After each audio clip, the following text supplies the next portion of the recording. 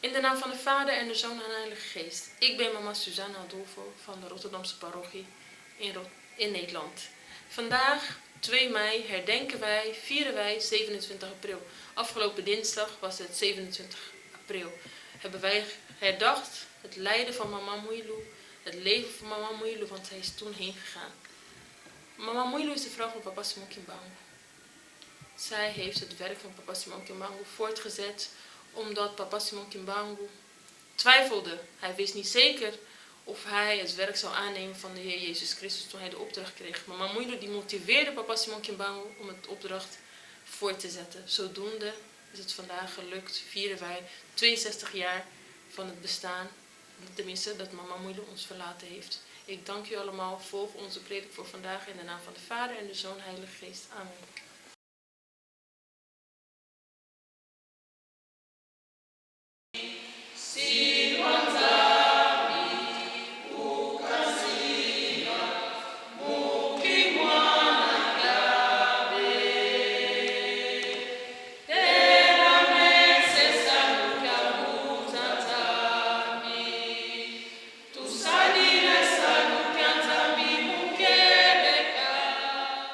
Papa Kulutu, Papa Fumambanza, Papa Fumalongo. Na bila misatu na moko, Papa Simon Kimbangu Kiangani. Papa Elikoso, to sengi bolimbisi, durant semaine mobimba, to sali mingi o sepelisi yote. Papa, le mokolo monene, on l'obiete, 6 jours ya biso. 7e jour, to pesa mo mobimba. Ya solo le sali mokolo monene, ko to sali ko célébrer le 27 avril. Le 27 avril 1959, le 27 avril 2021, 62 ans après. Maman Moeilu, Maman Moeilu, Maman Moeilu. Maman Tolobanini, Tosengi Bolimbisi. Maman Tosengi Ozalana Biso. Ya solo maman ezali mokolo monene, yo mipesaki mbeka. Pona nini tata Simon Kimbangu nzambe azomisa biso ba mama na mokili na motema na ye. Ya solo Tolobanini mokili tolakisio yango te. 3 Congo, 5 continents, papa ezali na pasi. Papa, ya solo bana no ebele, basa na mbeto hôpital. Bana no ebele, baso bisi milimo papa yamba milimo na bango, kotangela bango mabunga na bango te. Ya solo papa tokoti na siècle. Yo le bete na siècle tokoti moto na moto abongama. Tokomi na phase mosusu. Ya solo papa soki tozalaka ba aventurier, soki tozalaka ba ndima événement, totika. Il est allé mokolo monene mama Moeilu yaka zala na biso bande pesuka tala mama atelemi na liboso akokota zamba monene ya solo mama Moeilu yaka lataye ye azala simple instrument telema na makolo na ye loba na monoko na ye biso pe tokoyoka to mettre en pratique pamba te moko na suka tokotuna bana yango bande kona biso baza musika komisa nzela mukuse bakoya tosangana na bango elongo tokoyemba banzembo papa po tokumbisa yo tinda ba angelu na yo bakita baya tokumbisa yo mama Moeilu pamba te le 27 avril 59 ba angelu bakitaki ya solo mama Moeilu osalaki mosala emonanaki olobi ete simoni ndimanga na kopesa yo maboko ya solo mama Moeilu ebongi biso ba mama tomekola yo to refléter image na yo ndenge yo tambolaki oyokisaki papa Simon Kimbangu soni te biso pe tozala ba mama Moeilu amuke totambola ndenge yo nzambe na biso zali kosepela topesa mama Moeilu esengo pamba te opesaki papa Simon Kimbangu esengo ekomi ntango na biso mama Moeilu ozali kotalela biso pesa biso makasi pesa biso nguya bwania tolonga sagesse na mama Moeilu tondisela biso yango tozala ba mama ya solo ndenge mama Moeilu otambolaki ya solo kosa ya kosenga mingi kasi na ezali ya bomwana zala na biso situ banzala na biso bande baniti suka na kombo tata mwana molimo santo tokosengela na maso amen.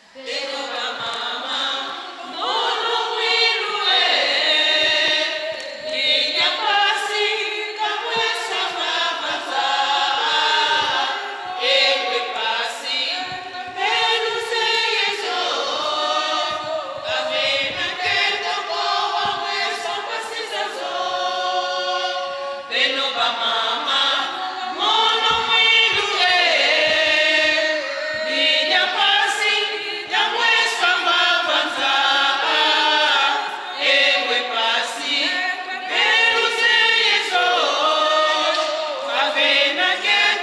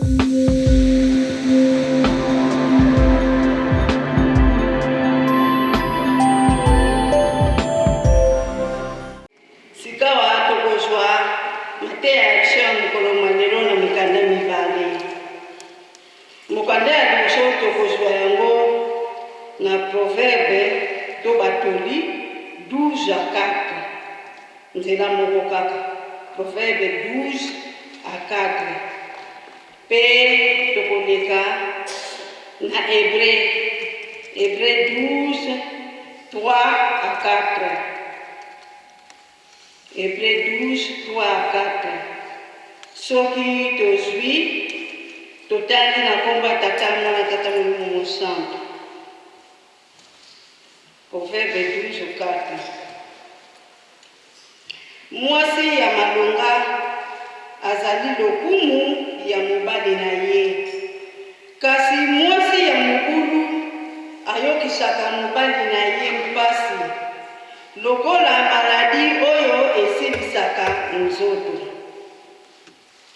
Toleki na hébreu 12 3 à 4 soki tozwi na tendi na kombo ya tata mwana tata molimo mosantu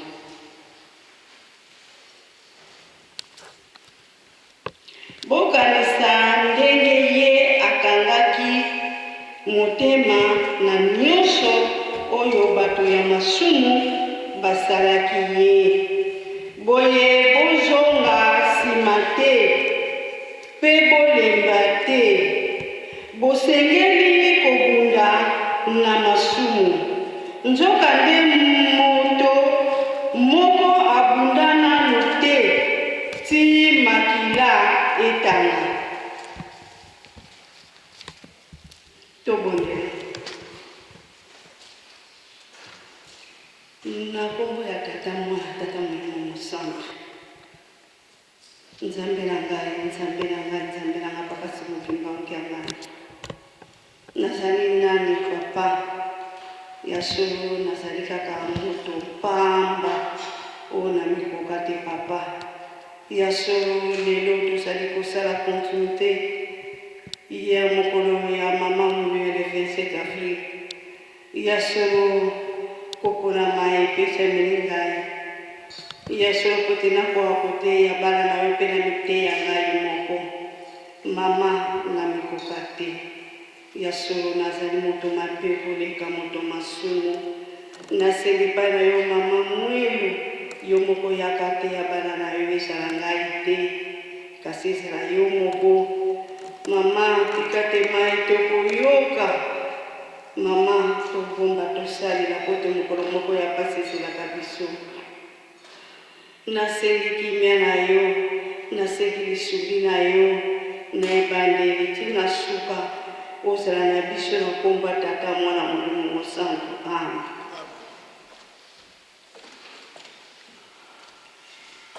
Okombo ya tata mwana tata Molimo Mosantu. Tolekaki liboso na kozwa na mokanda ya pisomo. Na pisomo kuna totangaki na 119. Tozwaki yango kaka na nzela moko na 30. Kuna balobeli biso nini? Na mokanda ya pisomo balobeli biso na poni libela nzela ya sembo. Na mipesi na kotosa lobeko na yo. Batata ba mama ya solo lelo ezali mokolo mingi monene oyo tokolobela mingi na tina ya mama mulu. Tokolobela mingi misala ya mama mulu. Tokolobela mingi nini mama mulu atikelaki biso ba mama tosala na kati na Lingomba. Mateya na biso mingi ekofanda epai na biso ba mama. Pote ezali mokolo na biso. Ya solo topona Lingomba ya solo. Lingomba oyo topona ezali Lingomba ya Molimo Mosantu.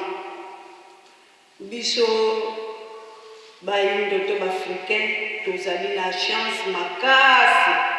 Ya solo tata Nzambe alingi biso. Yango wana likambo oyo eyela biso nzela oyo biso topona ngai na yo. Nzela ya Kimbangisi, nzela ya Papa Simoki Mbangu. Tozali na chance makasi. Soki tokolonga te ekozala foti na biso.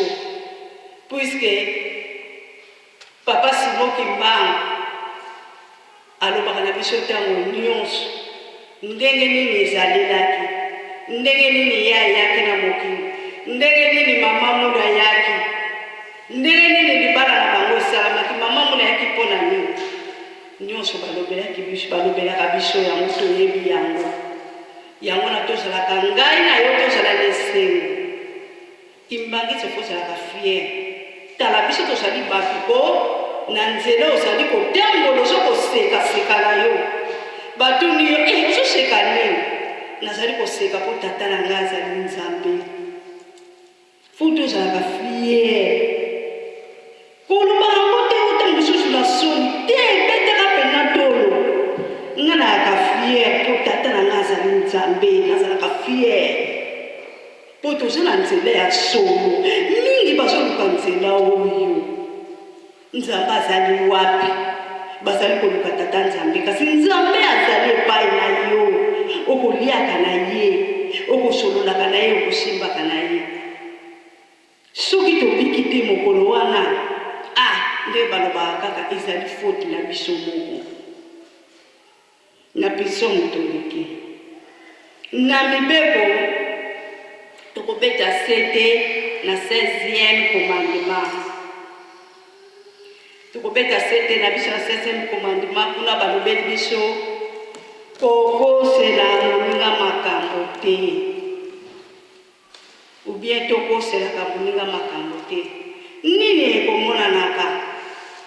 ekomonanaka soki ngai mama nakolingaka mama wana te mpo nga nazala malamu na mama wana to mama mibale bazali na bango koyokana malamu to misato to biso nyonso bamama tozali koyokana malamu me mpo kaka naluka kaka likambo kaka soki nayebi ke nga mama wana nalingaka ye te naboteli ye likambo nalambi yango mpena kitoko ale napesi yango omoni mama Fifi ye asalaki boye mama Fifi moto mabe mwasi wana mama Fifi boye yo mpe mama okoyoka yango soki ozali na sagesse te ondimi makambo oyo mpena balobi mpona mama Fifi pene ezali ya solo kasi eloko moko tokosanaka ntango moninga azali koya koyebisa oyo likambo ya lokuta oza no na epreuve te omona mpe ondimi oyimi mpe moninga na yo nzoka eza nango likambo ya lokuta moninga kuta yebi na ye likambo te me lokola kaka ngai nasepelaka na ngai na mama wana te fo kaka nabotela ye likambo mpona moninga na bayina ye to bato bayina ye likambo oyo ya lokuta kati na biso bakimbangisi ekoki mpena kozala te mpo tozali na nzambe oyo azoteya biso mikolo na mikolo lokuta tokutai koyoka ngo na centre d'accueil kuna papa apesaki abengisaki bambuta boleka liboso na ntina ya likambo ya lokuta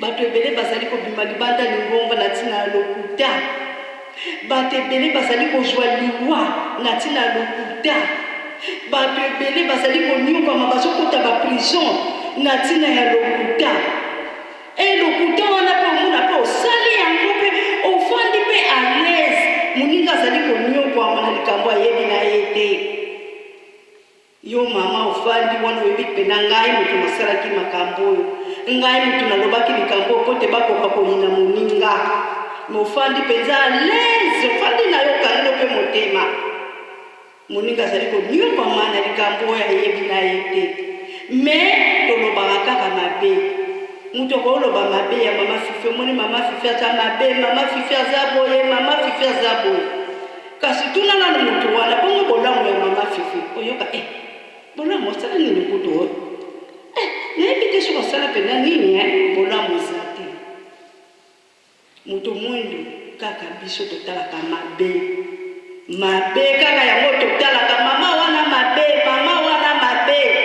mabe ya moninga yango oyo ozali komona me oyo yo moko omonaka yango te kaka moninga moto azalaka mabe yo kaka ozalaka malamu tata nzambe akolingaka ndenge wana te yango wana te mama mulu alakisaki biso mama mulu azalaki kaka kolakisa biso bolingo misala na lingomba totala ndenge mama mulu ye azalaki kosalela mama mulu azalaki moto alokuta te moto ya bolingo mama biso bana papa Simoki Mbangu bana mama mulu tozali kobenga bamama mulu ya moke tolonga na lokuta ezali koboma lokuta ezali koboma makasi ezali kopanza mabota ezali kopanza mabala ezali kopanza bafamille bamabala mosusu ezali kokufa ntina lokuta oyebi mwasi na yo namonaki ye na mobali mosusu oyebi mwasi na yo abimaka na tata wana nzoka lokuta mpona nini na ntina kaka ngai nakolingaka mama wana te funa okosela ye kaka likambo mpo ekende kobebisa libala na ye etango mpe kobebisa libala ya moninga ozwi mpe toko te kasi tata nzambe amoni yo tata nzamba moni yo ba mama polo kuta pende fanda na ba mama wana kutu donc to mata to kitezali bongo lokuta fanda na ba mama batata pe basana lokuta me ba mama ndele kaka boko ko sala mi bale mi sa to boyoka ndaka bien me ti moko ka ko mona ko likaba lokuta kwa panza bino moko kaka koyana lokuta popanzana eloko wana nde na biso bato moyindo lokuta ezali kozwa place bamama mama mola utilisaki lokuta te mama mola azalaki mwasi ya bosembo azalaki mwasi ya lokuta te mpe ateyaki lokuta te mama mola azalaki kokombatre mabe abundaki na masumu abundaki na ntina lokuta parceke mokili oyo ekufaki na lokuta koko eve satan azwaki ye nani na lokuta nde mokili ekufi kasi mama mola yaki sikoyo kobongisa mpo alongola lokuta wana atya verite solo bamama lokuta na lokuta tokolonga te yo ozala ozosala likambo ozokosela moninga makambo yo ozokosepela tata nzambe amwenenga te yekaza makambo ya mosika kuna kaka ntango yo ozoloba azokoyoka noyo ntango kaka ozokoloba ozokosa mpo balobaka kokokosa na yo likambo me conscience na yo ezoyebaka likambo nga na loleza lokuta me lokola nalingaka mama na te fuka nasala ye ndenge wana bamama tobongwana mokili ekomi mokuse mokili tokomi na vitese ya ndenge mosusu na se ya ntango oyo tozalaka na biso na mikolo ebele te totika mabe totika kokoselaka baninga makambo totikaka bandako na biso toyaka awa na ntina mpo tozali na mabe soki tozalaki bato ya malamu mbe tofandaka na bandako me lokola nzambe amonaki bato oyo bakobongwanaka kaka te alors chaque dimanche bakendaka chaque jour bokendaka soirée na afrique tokomonaka soirée ezali chaque jour bazali toujours koteya mibeko kokozanga te mpo nzambe azomona biso totondisami na lokuta meme kutu papa azali kosolola moto boye moto azokosana ye kaka azotala ye kasi oyeba yo pene ozokosana yo me moto mpe azokontinekanga ya lokuta ezali eloko ekoma mokili lokuta ti lelo mpe ezali kokoma kaka ezali kobebisa bareputation ya bamama ezali kobebisa bareputation ya batata okomona tata ayebi likambo wana te me yo mama lokuta donk eseleka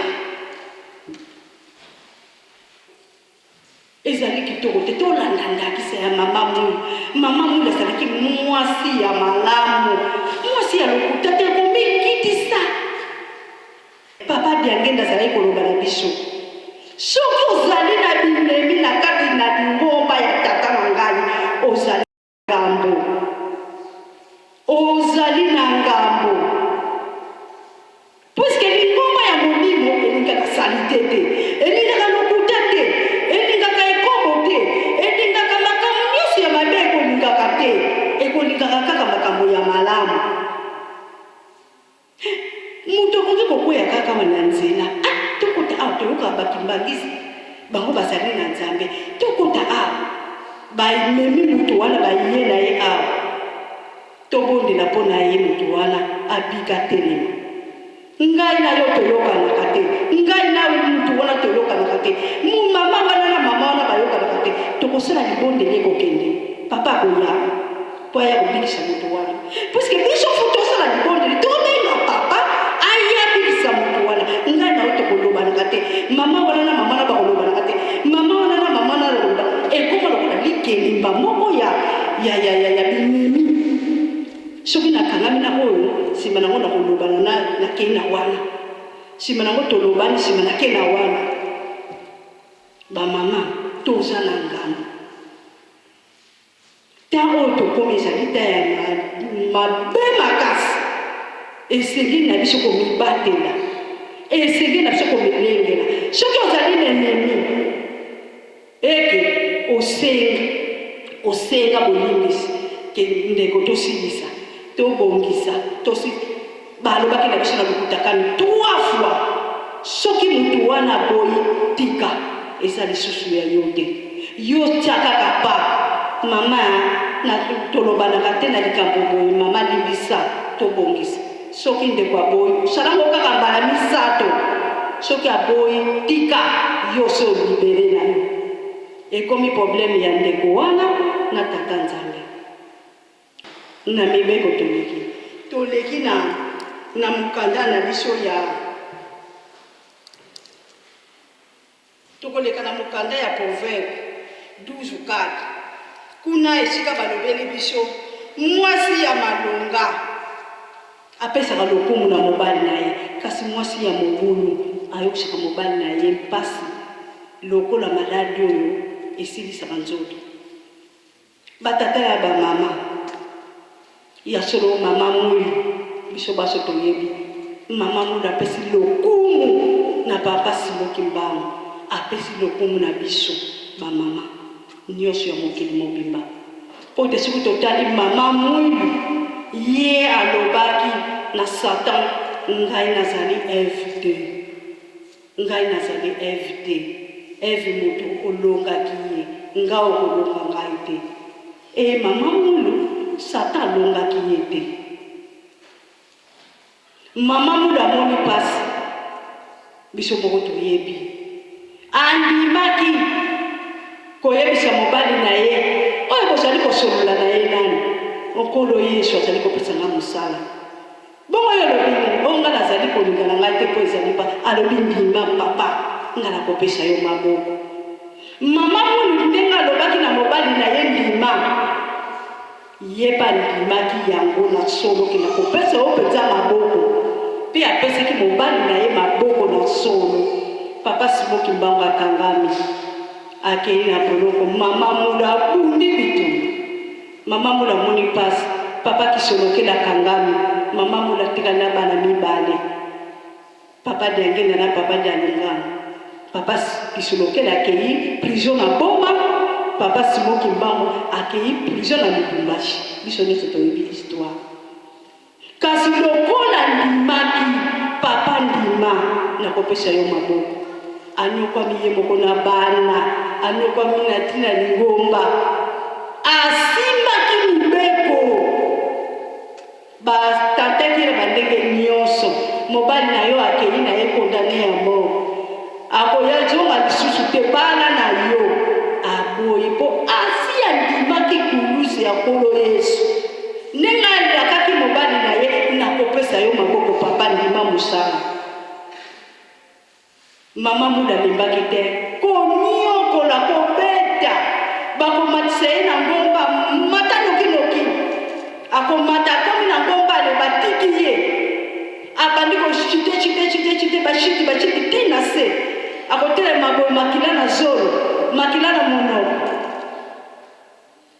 makila ezali kotanga soki ezalaki ngai na yo na ntango oyo mpenza ya lelo oyo ngai na yo mama nakoloba ntuka libala malchance aboye libala souffrance aboye kuta omona kutu baboti na ngai baboti kaka bakoloba mwana na ngai boma libala eza libala pasi koya kokufa kasi andimaki kaka pasi wana lokola salakaki mobali na ye donc ekangamaki na se ekangamaki likolo atikalaki kodecevoir mobali na ye te magetu pasi koniokwama mokolo mosusu kutu mama mulu azali kokende na bilanga na papa diangena papa dialonga na tikalaki bazali kokende bilanga na kende koluka ta mo eloko ya kolia bakutani na bamama na bilanga ya mama mulu bamama mpenza bamoni nioka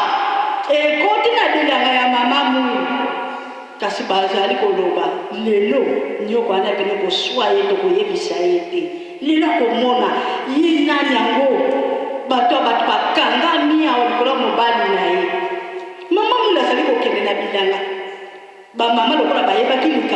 bazotala mama mu la baluki atuni ba mama ozotala nga mpona nini ote eloko te mama mu la kotala bilanga nyoka essuie papa Diangenda abongisi ye kasi yo mama omoni pena moninga vrema azokende esika azokende pasi ezali wana eloko ya mabe ekoti wana kasi yo mama omoni boyebisa moninga te ekosalamaka mingi na biso bamama okomona moninga bazali koteka eloko na magasin moninga amoni eloko wana pai na yo asepeli nango mama eloko kitoko sombelaki yango wapi etelaki kaka moko na magasin eteleka moko eza esute me magasin wana biloko yango eza nango elamba yango eza nango to nini ezali nango me nakolakisa ye te soki nalakisi ye tokokana mpona nini bani komona eloko te soki moto asomba eloko na ye kaka alingi kaka biso tozala nango nakolakisa te omona ozali kokosa po moninga asomba eloko wana te bamama yango na te mama mula te yaki biso yango na te mama mula alakisaki biso soki omoni eloko ya kitoko moninga atuni yo loba nasombaki yango boye nasombela yo apesa mbongo nasombela soki oza na mbongo sombela moninga ntango akozwa azongiseli yo po te moninga asepelaki na eloko wana bageste nyonso tosalaka ya malamu tata nzambe afutaka yango meme okabeli moninga enelo tata nzambe azomona kofuta yango na siècle oyo papa Simon Kimbanga alobi tozala ya kobongama sante eleki me na nsima ya 100 ans befe na nsima ya 100 ans nini tokomona ye alobi bisengo na pasi koya nzela moko mosala tata nzambe sala ntango bapesi yo mama mula apesaki maboko maboko wana azalaki exemplaire mpo na biso tolanda ye abundaki esengeli na biso mpe tobunda atangisaki makila na ye abundaki na masumu mpo alonga biso na nsima tokontinue mosala bamama totika likambo ya lokuta totika kolinga mingi bongo ezali mabe materie tokende kosika moko te botala soki moto akufi ndenge tokozonga kaka elamba apamba bakomoponela yo abaki kolinga oyo mingi mosusu yango wana te ozalaki kolinga bakolatiso kaka nyonso ekotikala batikali kokaba materiel biloko pamba botala ndenge liweye na mokili tokomi lisusu na ntango molai te tata nzambe azali kosala triage bamisu bazokokende bamisu mpe bazokobotama bamisu bazokokende ti tokosilela ndenge wana omonaka bagénération na biso nie esili na eteleka bagénération ya bagene mpona mabeleki mingi tata bato azokoteya nzambe akosalaka très compliqué yo komona bo nga mama fifi naza nanga mpenza sante nanga bie mafuta boye naza nanga monene boye naopela nanga te batata na bamama toyeba na kobongama na lingomba oyo mpona soko zokono mayele te namoni esili nango nayebi mpa esusu kozwa mayele te mpo na ndako so narataki kosenda ndako narataki kosenda ekole na profite na lingomba mama akolingaka te batindaka yo futela karta mondimi okomona karta mondimi kuto futaka na yo te oyo ekoyela lobi oyebi yango ya lelo toyebi ya lobi toyebi te tozokonéglige bakarte ya mondimi bamama tokeba mokili ekomi na vitese tata nzambe akomi na vitese ya ndenge mosusu tozalaka ya kobongama ntango bazokoloba likambo kolekisaka boye te papa na biso nde kote ya mokolo mwayenga awa alobaki na misala papa apamboli biso bongo na bolingo bongo na mibeko bongo na bolingo bongo na mibeko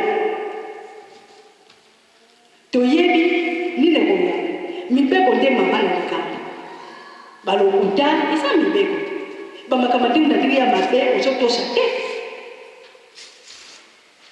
bambongo oyo eza biloko vanité de vanité bamituka vanité de vanité bandako ekotikala nana mona te motu bakekunda ye bakamati voiture batieli likolo rien peut-être moi elamba bake babwakili na tombo soki mpe bazwaka ngo biso toyebi ke motu so akufi tokotopesa bilamba papa mbenza ayebi ndenge nini akodatisaka baoyi nyonso wana bakoyebi biso tya na ntina ya momo te ntango ozali na bongo esalaka misala ya nzambe lonaka na misala ya nzambe pesaka na yo olobi ofutama na yango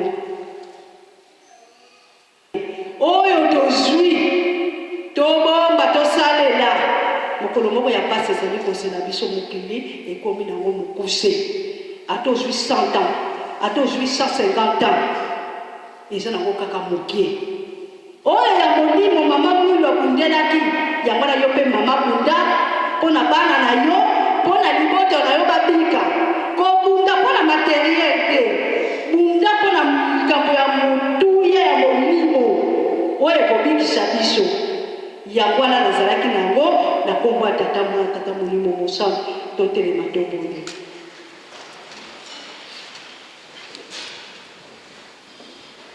tobonde. Notre Père qui es ici, que ton nom soit sanctifié, que ton règne vienne, que ta volonté soit faite sur la terre comme au ciel. Donne-nous aujourd'hui notre pain de ce jour. Pardonne nos offenses comme nous pardonnons à ceux qui nous ont offensés. Et ne nous soumets pas à la tentation, mais nous définis du mal.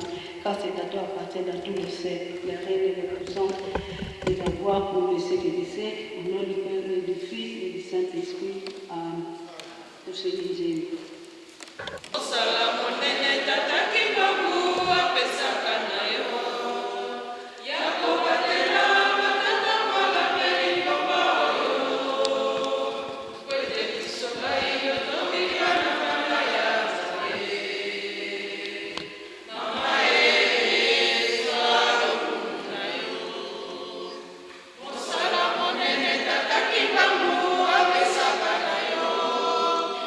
Yako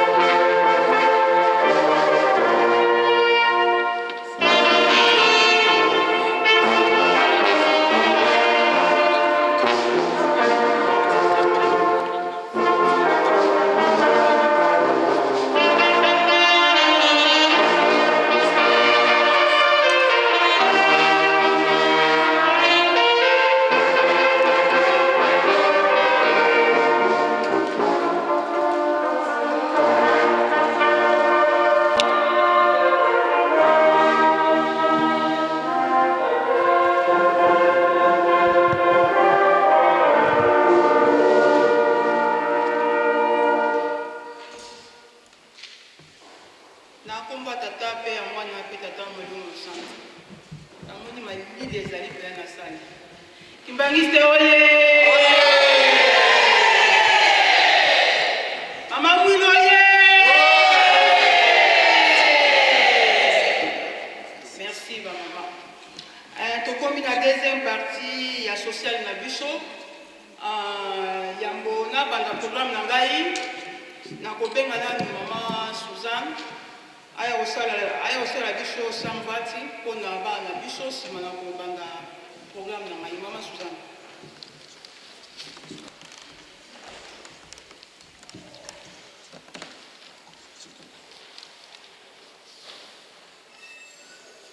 In de naam van de Vader en de Zoon en de Heilige Geest.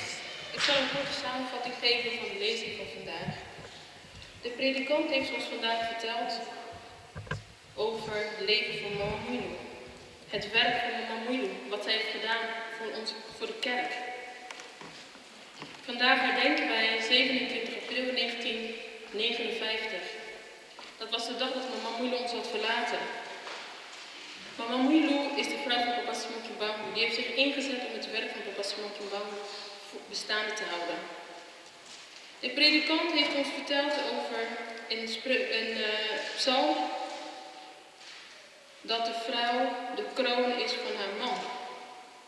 Zij heeft ons verteld dat de vrouw die heeft gekozen voor de weg der waarheid. Als we kijken, Mama Mouilo heeft gekozen voor de weg des waarheid. Vervolgens heeft zij gelezen in Exodus over de 10 geboden. Zij heeft gekozen voor geen valse beschuldiging, geen valse getuiging voortleggen voor je naaste. Zij heeft een heel verhaal uitgelegd over leugens. Wat leugens eigenlijk doet in de wereld. Wat valse getuigenis eigenlijk doet in de wereld. Wij zien dat Adam en Eva, die werden natuurlijk voorgelopen door de slang. We zien dat door valse getuigenis is heel veel onrust, heel veel verdeeldheid gekomen. Zowel in de kerk, op het werk en in privé-situaties. Leugens is iets wat ons in problemen brengt. Leugens brengt ziektes met zich mee. We zien dat bij heel veel vrouwen dat met name is. Vervolgens was haar predik natuurlijk gericht op wij vrouwen. Want vandaag hebben we het over Mama Mouilo. Zij heeft ook uitgelegd dat als wij een ruzie hebben met iemand, is het voor ons heel moeilijk om een gebed aan te gaan met God. Omdat God het gebed dan niet zal aanhoren. Wij zijn niet bereid om in gebed te gaan met God. In eerste instantie moeten wij onze ruzies gaan voorleggen, bijleggen en vervolgens kunnen wij pas doorgaan om te gaan bidden tot God. Vervolgens heeft ons uitgelegd dat Mama Mouilo die heeft ervoor gekozen om papa Simon Kimbangu bij te staan. Vanaf 5 april 1921 heeft Mama Mouilo dat gezegd.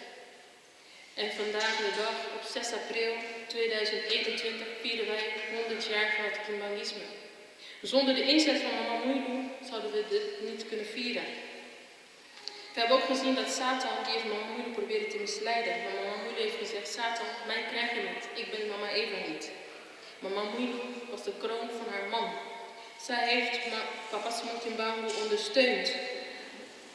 De predikant heeft ons ook een voorbeeld gegeven. Als wij trouwen, dan zeggen wij dat wij onze verplichtingen zullen naleven. In dik en dun, met problemen ook, zullen wij elkaar ondersteunen. Wij zien de dag van vandaag dat heel veel getrouwde stellen niet meer lang bij elkaar blijven. Door problemen, door leugens of door andere situaties wat wij vrouwen niet teweeg kunnen brengen. Vervolgens heeft hij ons gezegd dat wij als vrouw zijnde moeders, dat wij onze kinderen de juiste advies moeten geven. We zien dat onze kinderen soms het verkeerde pad opgaan omdat wij ouders niet in staat zijn om onze mond open te doen en de juiste advies te geven. Wij zien ook dat wij moeders nog steeds moeite hebben. We gaan naar de kerk, maar ondanks de situatie begrijpen wij niet wat wij hier in de kerk doen. De andere moeder en de andere moeder die praten niet met elkaar. Die groeten elkaar niet eens. En dan vragen we ons af, wat doen wij eigenlijk precies hier? Omdat wij het feest van Mama Mouilo vieren, is het ook aan ons gegeven de tijd om na te denken over ons leven. Wij hebben niet zoveel tijd hier op aarde. De ene die overlijdt in zijn slaap en de andere door ziektes. En dat zien wij nu nog steeds. Vooral in de tijd van nu is het belangrijk dat wij toenadering zoeken bij elkaar. Elkaar vergeven, en dichter bij God te komen, zodat wij het eeuwig leven kunnen krijgen. Dat was het voor vandaag. In de naam van de Vader en de Zoon en de Heilige Geest. Amen.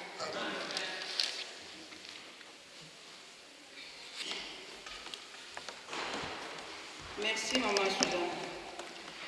Na kombo tata mpe ya mwana mpe tata molimo mosantu lelo ezali mokolo monene tozofete fete na biso ya le 27 elekaki mokolo ya mardi mais biso tozokocelebre yango lelo. Na yango nazobenga Mama Solange mpo alekela biso liboso aya kotangela biso discours mpona kotalisa biso circonstance oyo esangisi biso na mokolo ya lelo. Mama Solange elekela biso liboso. Na kombo ya tata mpe ya mwana mpe ya mosantu. Église de Jésus-Christ sur la terre par son envoyé spécial Simon Kimbangu, fondé à Kamba le 6 avril 1921. Paroisse de Rotterdam, Pays-Bas. Mort de circonstance du 27 avril 2021. Au nom du Père, du Fils et du Saint-Esprit. Révérend pasteur paroissial, révérend pasteur chargé d'évangélisation, membre du corps ecclésiastique, distingués invités, frères et sœurs dans le Christ, mesdames, mesdemoiselles et messieurs. Tout d'abord, je remercie Dieu, créateur du ciel et de la terre, de nous avoir offert ces jours. Et vous remercions d'avoir abandonné vos multiples occupations pour répondre à cette invitation. Les mamans de la paroisse de Rotterdam, tous réunis au sein de l'association des femmes kimbanguistes AFKI en sigle. Vous souhaitant et vous souhaitez la bienvenue. Aujourd'hui, de fête pour la femme africaine en général et la femme kimbanguiste en particulier. Jour où commémorons le 62e anniversaire de la disparition physique de Maman Marie Mwilu Kiawanga Nzitani. Qui fit-elle? Maman Mwilu Kiawanga Nzitani acquis le 7 mai 1880 à Kamba, dans le district de Katarak, province du Bas-Congo, centrale à République démocratique du Congo. Fille de Maman Touba et Papa Mfouka, épouse de Papa Simon Kimbangu, fondateur de notre église. Il s'est marié le 4 juillet 1915 et eut 3 fils. Papa Kisolokele Lukele Charles Daniel, Papa Dialungana Kiangani Salomon et Papa Diangenda Kuntima Joseph. Elle a vécu à une époque où le travail de femme s'est limité à labourer les champs, prendre soin de leur ménage, puiser de l'eau, procréer les enfants, etc., etc. Un jour, elle attendit son mari répondit à un interlocuteur invisible. Elle lui posa la question de savoir à qui parle-t-il. Il répondit, c'est Seigneur Jésus-Christ qui m'a confié la mission d'évangéliser son peuple et de prêter ses brebis. Elle dit, acceptez, je te soutiendrai.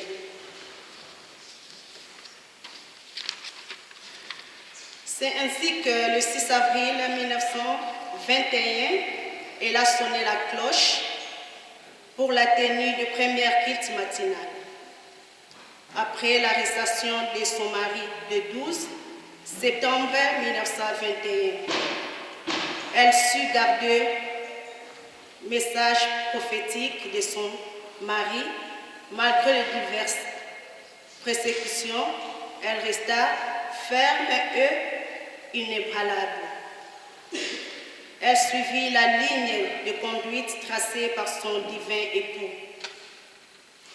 Ce qui fit d'elle une femme unique à son genre et la femme modèle de tous les temps. Gardienne de la doctrine kimbanguiste de 1921 à 1959. Elle côtoya le CART aux premières catéchistes 15 jours avant sa disparition physique le 12 avril 1959. Révérend pasteur paroissial, révérend pasteur chargé d'évangélisation, membre du corps ecclésiastique, distingués invités, frères et sœurs dans le Christ, mesdames, mesdemoiselles et messieurs. Nous ne pourrons vous rappeler que l'année 2021 est l'année du centenaire de l'Église de Jésus-Christ sur la terre par son envoyé spécial Simon Kimbangu. Le 16 avril de cette année, nous célébrons le 100 ans d'existence de notre Église et l'inauguration du musée Simon Kimbangu à Kamba, Nouvelle-Jérusalem, ville sainte et berceau du Kimbanguiste. Un événement gradué recherché par la présence du président de la République démocratique du Congo et chef de l'État. Nous citons les noms président Félix Antoine Tshisekedi Tshilombo.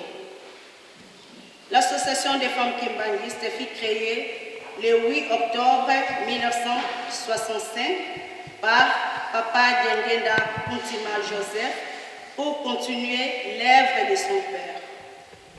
Maman Moulou décédée le 27 avril 1959 et fut inhumée en Kombe Kintuka où elle a fut estimée 50 ans plus tard, le 10 octobre 2009, pour être inhumée dans les cités saintes de Kamba, aux côtés de son mari, à côté de son divin époux. Son mausolée fut inauguré le 27 avril 2011. Maman, tu es notre intercesseur auprès du Père. Nos doléances, tu les connais. Aidez-nous à être des femmes modèles. Nous te remercions de ce soutien sincère que tu as apporté à Papa Simon Kimbangu vis-à-vis de son œuvre salvatrice. Vive Papa Simon Kimbangu, vive Maman Mouilou, vive l'Afki, vive le Kimbanguiste. Maman Mouilou, oye!